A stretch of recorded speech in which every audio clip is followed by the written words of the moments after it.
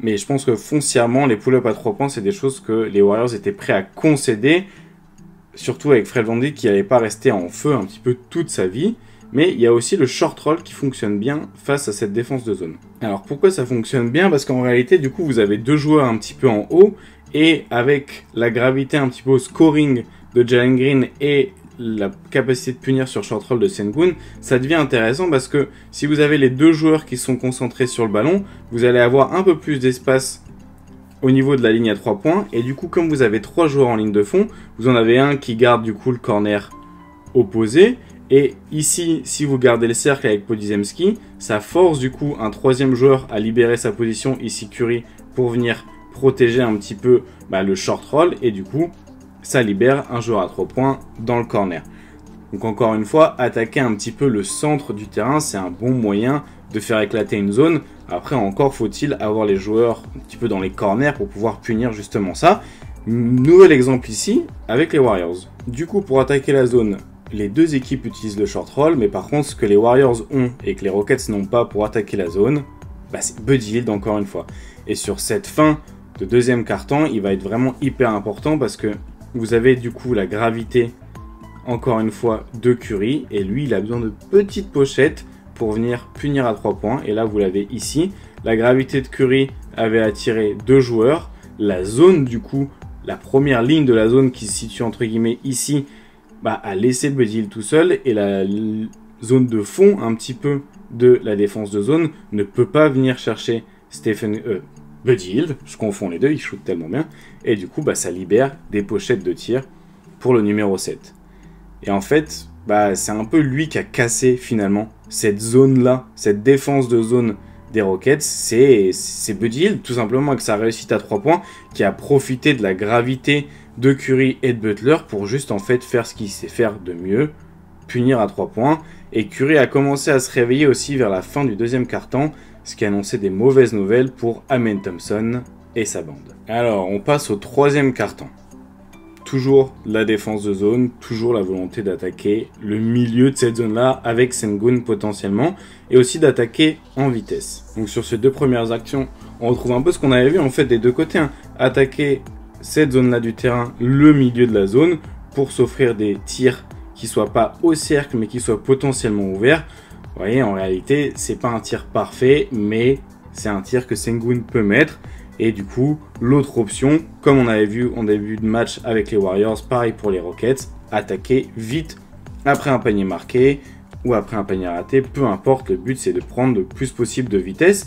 Et début du troisième quart-temps, les Rockets ont trouvé des bonnes solutions en défense, ont été agressifs et ont en fait réussi à générer de la transition en générant pas mal de pertes de balles, en assurant le rebond et en coupant les lignes de passe, qui leur a permis en fait de revenir un peu dans le match après avoir été un petit peu dominé justement par les Warriors. Et ils ont trouvé une autre solution sur demi-terrain que j'ai trouvé assez intéressante. Alors sur demi-terrain, ce que j'ai bien aimé, c'est que en réalité on va voir que là sur la défense de zone, donc sur leurs 2-3 tandems, ils font un peu ce qui pourrait ressembler à du blitz entre guillemets si c'était la défense individuelle, parce que ils viennent à plusieurs sur le ballon et ils coupent un petit peu la possibilité de faire la passe, si vous voulez, au rollman qui viendrait du coup se situer dans cette zone-là du terrain.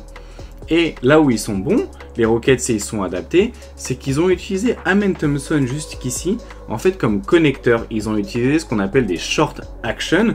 On en a déjà fait une vidéo sur la chaîne Nandico Tactics si vous voulez regarder un petit peu ce que c'est. Ça avait été popularisé par Steve Nash, Mike D'Antoni avec les Suns, et en fait ça permet d'utiliser un troisième joueur juste ici, dans l'action du pick and roll entre deux joueurs. Du coup, vous avez le pick and roll qui a lieu, et vous n'avez pas vraiment d'option ici. Mais du coup, vous faites la passe à Amen Thompson, et en fait, Sengun peut lui couper au cercle dans un second temps. Ce qui fait que la pression qui a été mise sur la balle est un petit peu anodine, et vous avez du mouvement.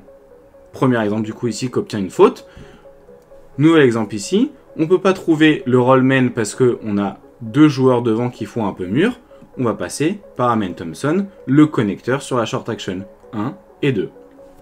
Vous pouvez appeler ça du tiki-taka ou du jeu en triangle, même si vous voulez. Mais peu importe le nom, ce qui est cool, c'est que ça ouvre, entre guillemets, des options. Et c'est comme ça que les Rockets reviennent. Vous avez du coup cette transition-là en forçant des pertes de balles, et on retrouve aussi du coup ces short action.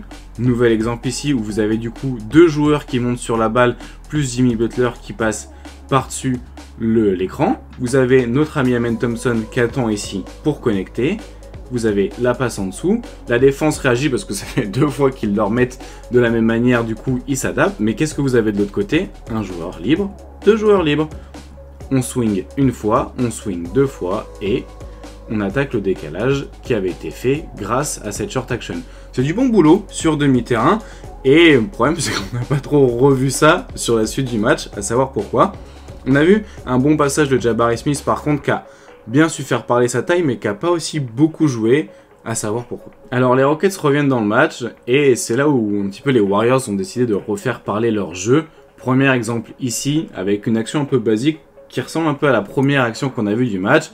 Utiliser la gravité de Stephen Curry pour libérer Draymond Green. Du coup, vous avez cette espèce de down screen de Curry.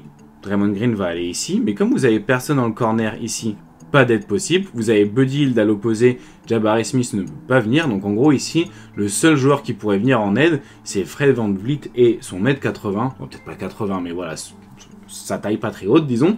Et du coup, bah, une fois que l'écran est mis, Adams est coincé, Thompson est coincé sur Curry, et là bah, vous avez tout l'espace du monde, et même Draymond Green peut finir ce layup. Hop, nouvelle action, un petit peu dans le même esprit, vous voyez qu'on a encore une fois un côté vide ici, donc l'aide plus compliquée. Hop, le pick and roll du coup avec le côté vide arrive, vous avez Jabari Smith qui est cette fois sur Moses Moody pour pouvoir un peu plus défendre l'aide au cercle, cette fois VanVleet du coup est sur Buddy Hield, donc c'est un peu plus facile pour défendre, mais au final, Draymond Green décide de ne pas aller au cercle parce que c'est beaucoup mieux défendu cette action-là. Vous avez la réussite sur le flotteur. Encore une fois, Draymond Green a fait un très très bon match au scoring et à des fois sur un Game 7, bah, ça suffit. Et là, c'est le moment aussi où Stephen Curry a décidé de redevenir Stephen Curry. Isolation sur Jabari Smith. Vous avez les joueurs qui s'écartent le plus possible pour lui laisser de l'espace. Et c'est là où Stephen Curry est quand même formidable, c'est que même face à un très bon défenseur dans un spacing qui n'est pas optimal, il arrive quand même à trouver des pochettes de tir. Et l'attaque un petit peu des Rockets, elle, déraille. Beaucoup d'isolation pour Sengun, beaucoup de pull-up pour Fred VanVleet. Et c'est vrai que ça s'est assez mal déroulé. En plus, petite blessure d'Amen Thompson, peut-être en fin de match, qui a libéré encore plus Stephen Curry. Attention, alerte, on a plus de 10 points d'écart dans le 4e quart-temps et les tirs compliqués continuent de s'empiler un petit peu du côté des Rockets. On a un peu de shoot-making ici de Brooks, mais la réalité c'est que ça a été quand même beaucoup d'isolation, de tirs compliqués, de pull-up ou des essais au post-up qui n'ont pas forcément marché. Ils restent dans le match le plus tard possible, mais au fur et à mesure un petit peu l'écart va se créer, surtout que ces tirs compliqués, bah, ils finissent par être manqués tout simplement. Là, il reste à 7 points grâce à du shoot-making. Mais c'est là où, du coup, les Warriors ont décidé de passer la deuxième. Là, on va avoir 2 actions simultanées avec un profil un peu similaire qui vont mettre, disons, un premier clou sur le cercueil des Rockets. Vous avez donc les Rockets qui veulent doubler en haut du terrain Stephen Curry. On retrouve, du coup, l'espace libéré au niveau du short roll. Passe à Draymond Green. Qu'est-ce qui se passe? On a Podziemski ici qui attire forcément un joueur, un défenseur au dunker spot. Vous avez la défense qui est concentrée sur le ballon parce qu'elle est proche de la raquette. Et vous avez ici l'assassin Buddy Hield, seul à 3 points. Terrible de laisser ça dans le 4e quart-temps. Action suivante, on retrouve quoi? Encore une fois, ce mur-là autour de Stephen Curry pour un petit peu le calmer et lui forcer à libérer le ballon. Mais Stephen Curry a énormément progressé sur son handle. Et regardez, il arrive sans sortir. Vraiment, il a la limite. Hein, sans sortir, il arrive à passer autour de la défense. Et une fois qu'il a cassé du coup la pression du premier mur, bah, il peut aller au cercle. 12 points d'écart. 12 points d'écart. Et de l'autre côté, on continue les tirs compliqués. Mais comme un petit peu attendu, ça finit par ne plus rentrer. Et ça libère du coup beaucoup d'attaques, un petit peu de transition. Du côté des Warriors, encore un tir compliqué ici de Jalen Green qui préfère le pull-up à 3 points plutôt que le catch and shoot de VanVleet qui était tout seul. Et ils ne se font pas dominer au rebond aussi du côté des Warriors, ce qui change énormément la donne. parce que du coup on sait que c'est là où il s'était fait pas mal avoir, et une nouvelle super défense de Buddy Hield. Je mets l'accent là-dessus parce que c'est quand même assez rare, mais Buddy Hield qui vient contrer Sengun sur du post-up, c'est pareil, je l'avais pas dans mon bingo cette saison. Du coup, ces attaques de transition permettent plus d'espace, d'attaquer plus vite, et c'est un lay-up ouvert pour Jimmy Butler ici. Vous voyez cette défense qui met énormément la pression, qui force un petit peu à l'exploit.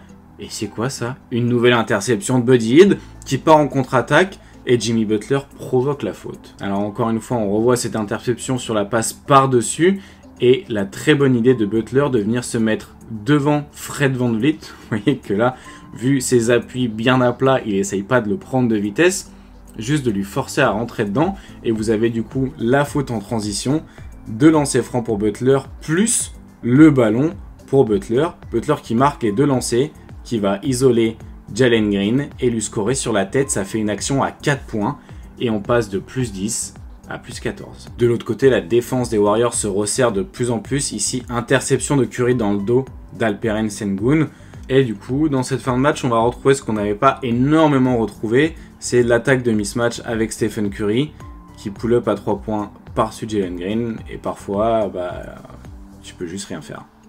Tu peux juste rien faire, et en plus de ça, il continue de se battre au rebond. Ici, c'est Curry qui vient gratter le rebond, qui part directement de l'autre côté du terrain. Et cette fois, le 3 points, c'est pour Buddy Hield. Et ça fait plus 20 avec 2 minutes 30 à jouer.